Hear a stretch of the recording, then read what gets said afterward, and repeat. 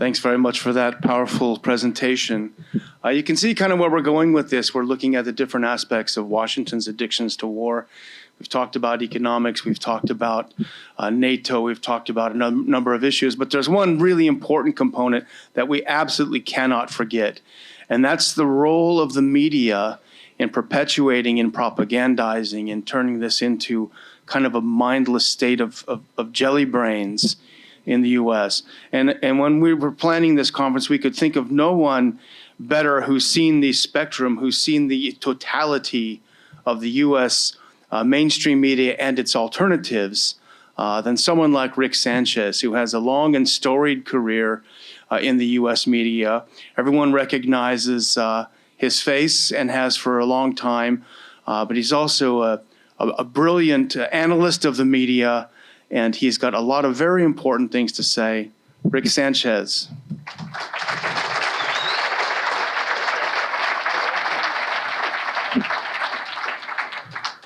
So, yeah, I think what he was trying to say is that I have worked for NBC and MSNBC and Fox News. And here comes the applause line. I was fired by CNN.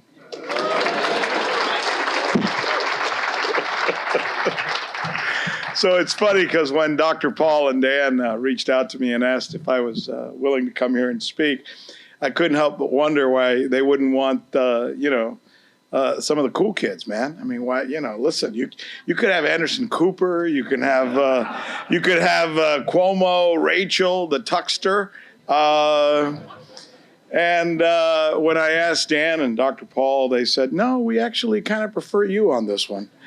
And I was like, why? And they were, saying to me, it's you're telling the truth. And it's a shame that we've got to watch some dude, some Cuban guy on Russian television to get the truth about America. So, thank you. It is true. It is true that we end up on our primetime newscast every night telling a lot of things and sharing a lot of the stories that you're not going to hear anywhere else. That sucks. I mean, think about it. Look, recent example. Last week, I interviewed some dude named Manuel Zelaya, former president, true story, former president of Honduras. He was removed from power by a CIA-backed coup. By the way, I should mention as an aside that Americans like myself who descend from other places or know a little bit about what happens in our country historically know that it's almost laughable to us when we hear these stories about that the Rachel Maddows of the world are telling us all the time that we should be shocked, that Russia or any other country for that matter meddled or tried to influence in our elections using social media. I mean, it's kind of hypocritical, right? And by the way, look, I'm not here to be a Russia apologist by any stretch of the imagination, but whatever the hell Russia seems to have done, as described, as Mr. Stockman just noted a while ago, by Robert Mueller in his report, is about 1/1000th of the stuff that we've done in Latin America. I mean, it's nuts. I mean, you think if intervening in elections is news in that sense, what we've done in Central and South and America and in the Caribbean, we're in the major leagues. The United States is the major leagues and everybody else is playing stickball. It couldn't be more clear. I mean, you can do, by the way, and this is maybe a message to those, again, to the guys on the other networks that I compete with every night. You could even just go to the Associated Press. They will even compile it for you. I mean, here, cursory list, ready? 1914, U.S. troops occupy the Mexican court of Veracruz for months to influence the Mexican Revolution and elections there. I think somebody had mentioned that. 1954, Guatemala elects this guy named Jacobo Arbenz. The guy comes out and promises land reforms for his people. The CIA overthrows him with a U.S.-led coup, sparks a civil war, 100,000 people die. 100,000 people died because we didn't like the guy that they democratically elected. By the way, at the time, and I think most of you guys know this, we had a guy in the CIA named Dulles who had a brother named Dulles. One guy ran the fruit company, the other guy ran the CIA, and he'd say, hey, there's a guy down here, a politician who might hurt my business, and he'd say, what do you need? I said, the Marines, and he'd send them. This is crazy, but this is a part of our history. And, you know, DR, Dominican Republic, we send the Marines to make sure pro-business side wins the Civil War, 1965, 1973. Chile elects Allende, Salvador Allende, who, guy leans left, okay, fine. The CIA foments a coup where Allende is assassinated, and we replace him with General Augusto Pinochet, yes, who imposes one of the most brutal military regimes in Latin American history. 1970s, the U.S. launches Operation Condor in Argentina, Chile, and other South American countries through assassination and repression. 1980s, we know what happened there with the brutal wars in Nicaragua and El Salvador and the political movements that were pushing for land reform and anti-corporate measures were destroyed. 1983, the U.S. forces invade the Caribbean island of Grenada after accusing the government of allying itself with Cuba. 1989, the U.S. invades Panama, ousts Manuel Noriega, who later reveals to me, when I went to visit him in prison, that he worked for the CIA. And he told me, and then he died. 1994. So, but think about that. We had a guy who worked for the CIA, and then we couped the guy who worked for the CIA. What the hell? 1994, the United States invades Haiti to remove President Raul Cedras. 2002, Venezuelan President Hugo Chavez ousted for 2 days by a U.S.-led coup. These are the ones we know. These are the ones the Associated Press. You can Google, you know, and fine. And I got to tell you, as I was compiling that list, it suddenly dawned on me.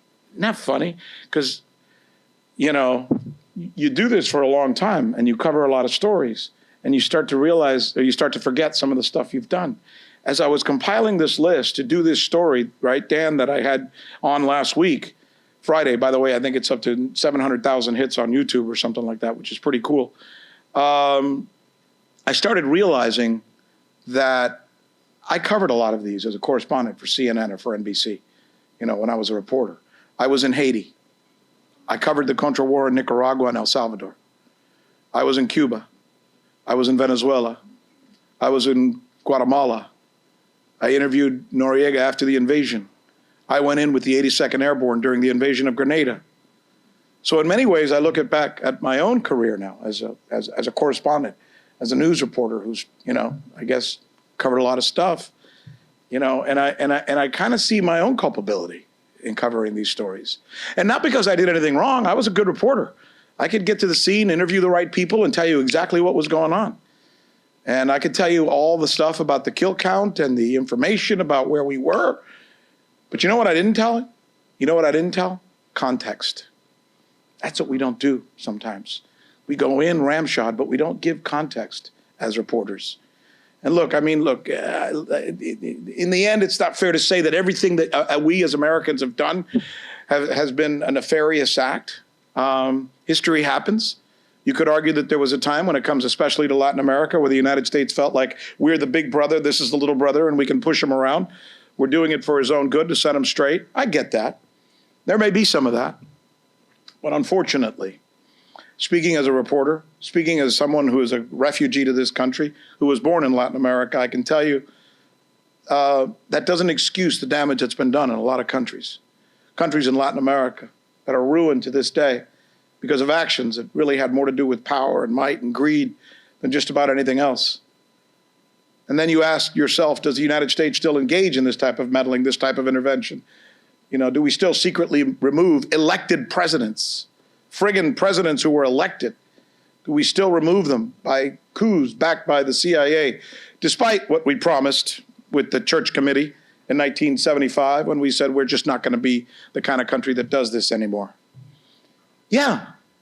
If you watch my interview with President Zelaya, I mean, we did it in Honduras.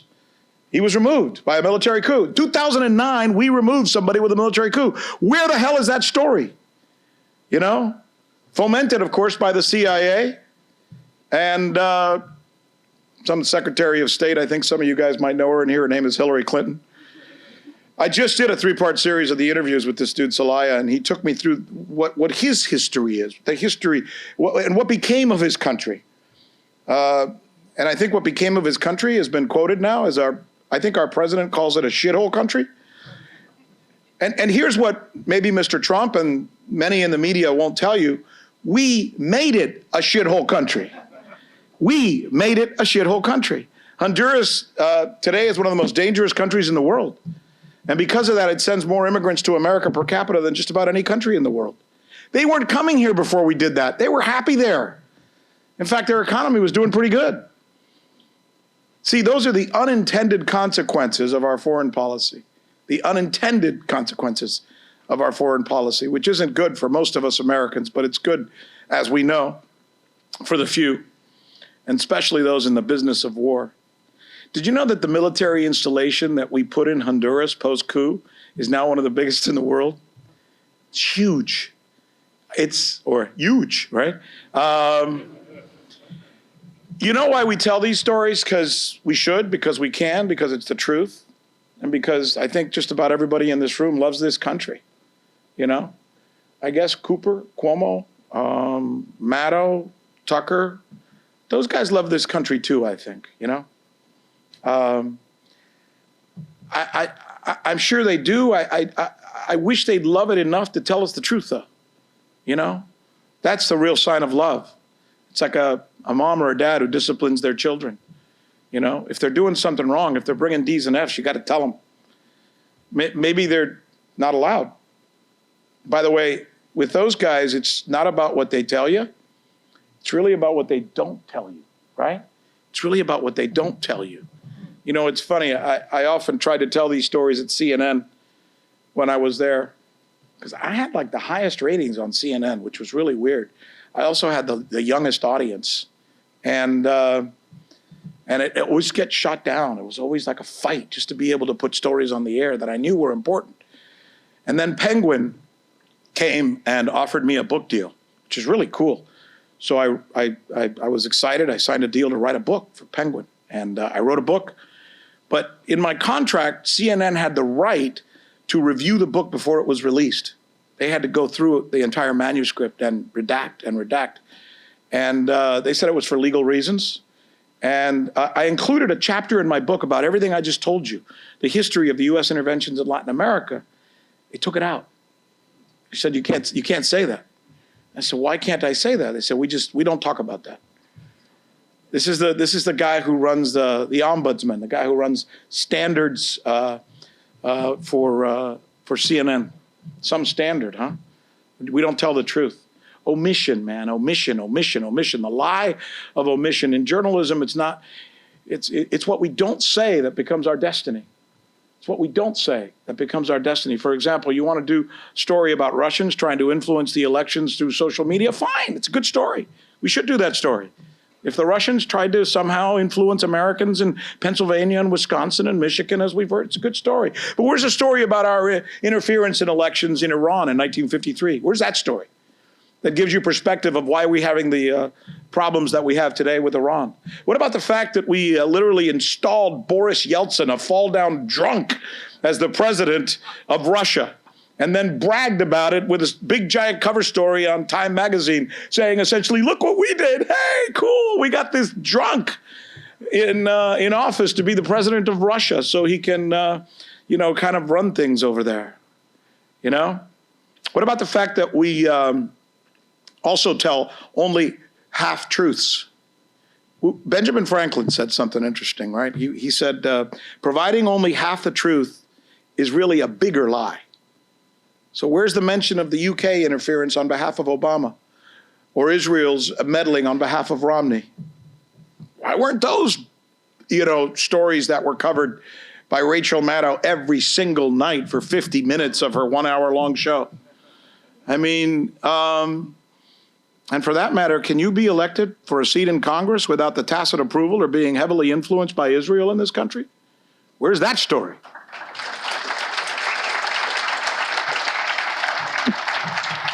I mean, foreign policy is foreign policy, and any country's foreign policy should be criticizable. Cool word, huh? Just made it up. the criticizable. Wow. See, English is my second language. These are the types of stories that I do drill down every night on the newscast that we do on RT. If you get a chance to check it out, check it out. Some of the stories are critical of the United States, the country that I love and we all respect. Because I came here as a communist, as a refugee from a communist country. I'm here from Cuba, where you also are not allowed to criticize the state. So that's not a model we want to emulate, right? I mean, people say, there was a big article a couple of weeks ago in the Miami Herald. It said, Rick Sanchez, raised in Miami to hate communists, now works for the Russians. It's a great story. Google it. It's pretty cool, actually. Long, too. And I took her through why I did it. And she was like, oh, okay, I get it. I think it's because in our country, we got to speak truths, even troubling truths. That's why it's so great to be here with so many people who are doing just that. How many wars are we fighting right now? I mean, do you know? I had to look this up. And I'm a friggin' journalist. I'm supposed to be we're in 7 wars. Afghanistan, Iraq, Syria, Yemen, Somalia, Libya, and Niger, officially, right? Military bases, 870 countries. These are crazy numbers that nobody knows and should know. And when I say nobody, I mean the media doesn't report it. How many bombs are we dropping? Bush was dropping 12,000 a year. Obama was dropping 20,000 a year. And Trump is taking it to 44,000. I mean, David Stockman and I were talking last night about this. Between 1998 and 2015, the Pentagon says it can't account for $21 trillion. I don't know. Where is it? I don't know. $21 trillion. I know how hard I had to work to have that money taken out of my taxes. I know that. What'd you do with it? I don't know. It's crazy. Just crazy. War in Afghanistan, going on 18 years. The only time that war is mentioned is when a dad comes home to surprise his wife and his kids at a football game. It's the only time in this country we hear about the Afghanistan war. And by the way, yay, I love that. It's a beautiful moment. It makes me feel good. I get teary-eyed when I see the daughter who hasn't seen daddy in so long. But why don't we frickin' tell the American people why daddy is there to begin with? Why don't we tell him anything about that damn war except when he comes home? It's mind-boggling. We do, as Americans, have a right to be informed. We think that's all it is, though, a right. No, it's a responsibility. That's why it's so important that our media tell us the truth. When CNN fired me, I think it was because maybe I was telling too many truths. Seriously.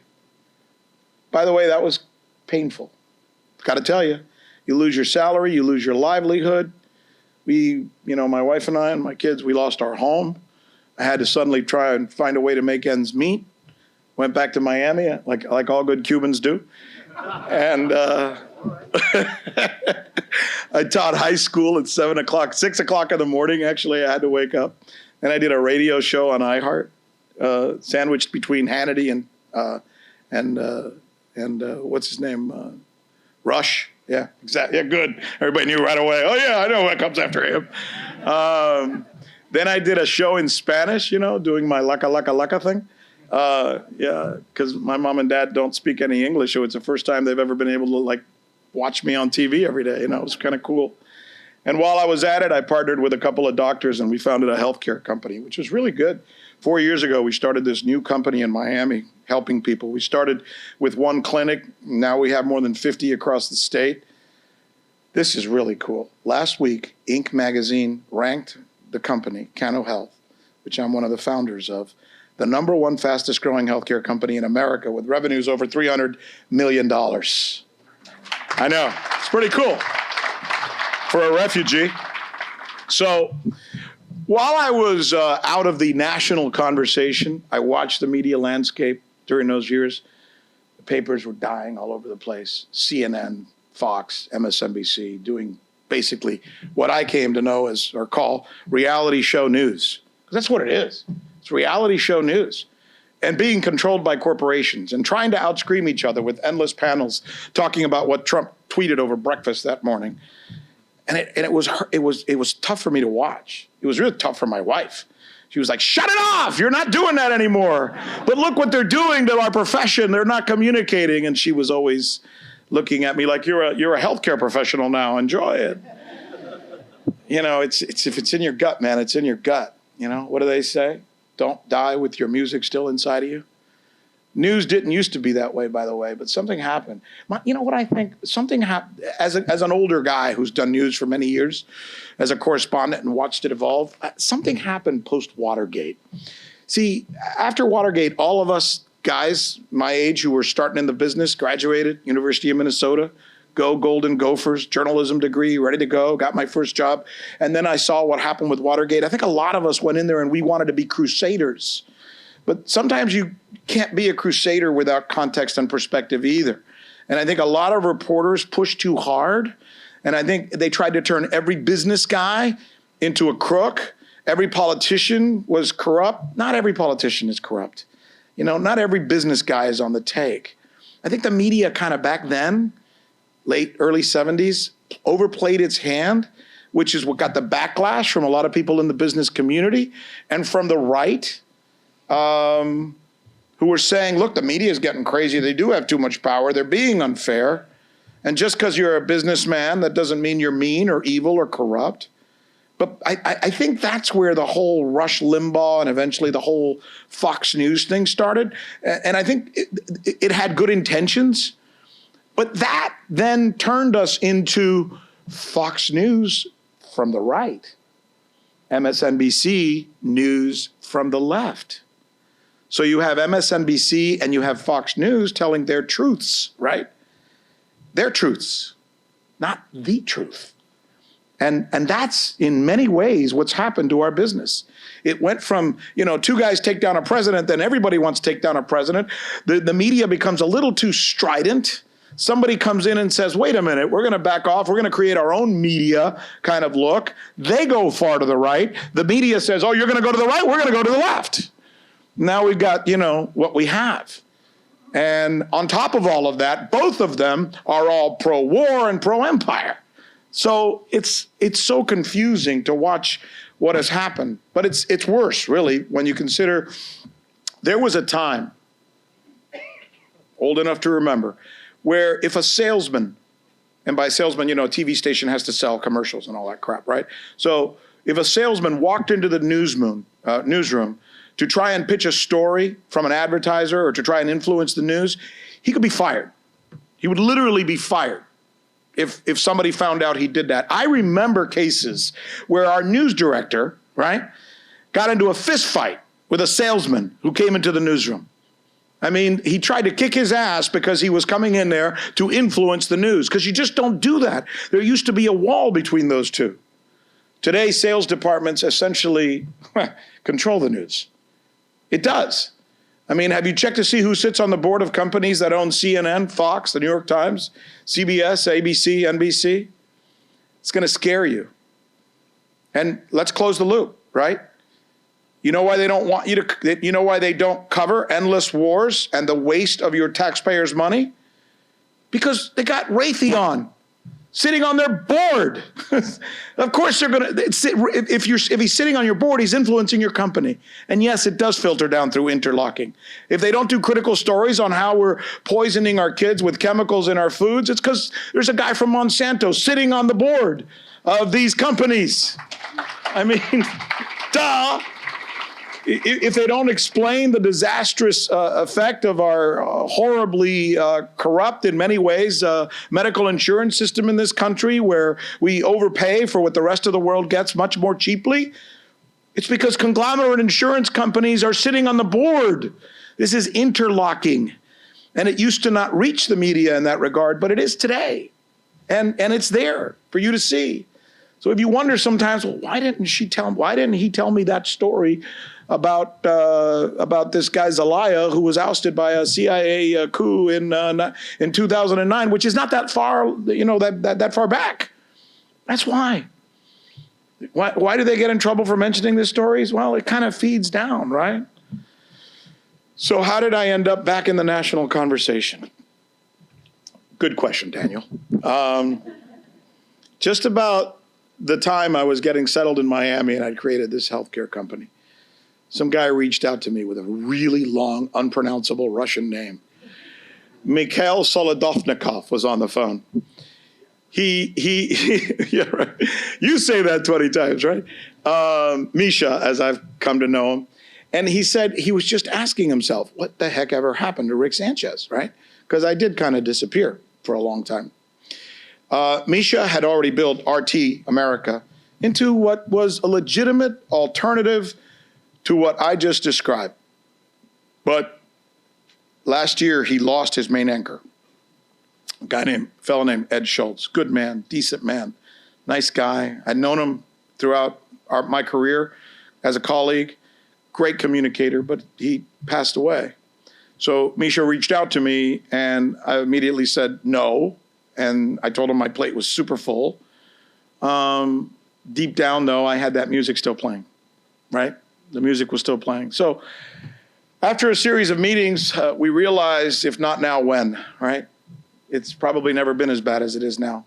When are we going to have again the opportunity to create a newscast that actually tells the truth to people about what's really going on? As imperfect as I am and as imperfect as we are, we really do try to do that and to try and counter the slop that you see on most cable news channels. Well, since we started this little thing, we're now reaching millions and millions of very engaged viewers a week on the news with Rick Sanchez. It's mind-blowing. We have about a 90% approval from viewers who say they're hooked on the program because they truly believe it's giving them the news straight. When I was at CNN, I was lucky if I can get 40% approval. Really, it's a very divided audience, you know, when you go to social media and stuff like that, and especially with comments on newscasts. They do tell us every night how bizarre it is that they have to turn on a Russian TV channel to get the news or the truth about America. Something, Daniel, you've said, which is kind of ironic. Me, because I've worked in business now, I kind of compare it to a business model, like what I did at Cano Health. Think about it, though. If I want a true measure of how my company is doing, I don't ask my finance guys to give me the report, right? I hire auditors from someplace else, and I bring them in and say, look at my books, tell me if they're straight. I'm not going to have the guy who wrote the book tell me if the book's straight, right? Think about it. News is the same way, right? I mean, if you ask yourself, given what I just told you about interlocking, do we trust MSNBC, Fox, and CNN to tell us the truth about our books, about our country, about our news? So I'm not sure I would trust RT to tell me the truth about Russia, but I'm more apt to trust RT to tell me the truth every night about what's going on in my country. Because they're like the outside auditors who came in and took a look, you know? And I think I think we may be onto something with this. As a journalist, I feel more independent working there than I did working at CNN. Damn it to hell, doesn't that say something? So I should end with this. It does feel good to be told by so many people that, you know, you're appreciated for what you're doing, that they watch the show to get the truth that they're not getting from the other networks. But it's especially nice to hear it from fellow truth tellers, many of which are in this room. The prolific truth tellers who go out there and, like Stockman, you watched him recently on CNBC. It was fun to behold. The viewers, I mean, the announcers are like, you could tell they're saying, get him off, you know? A little IFB thing we put in our ears. I know that machine. So it is nice, but none better than, to me, the guy who's created the model about truth-telling. And it's great to hear that from none other than Dr. Ron Paul. Thank you for having me. Appreciate it.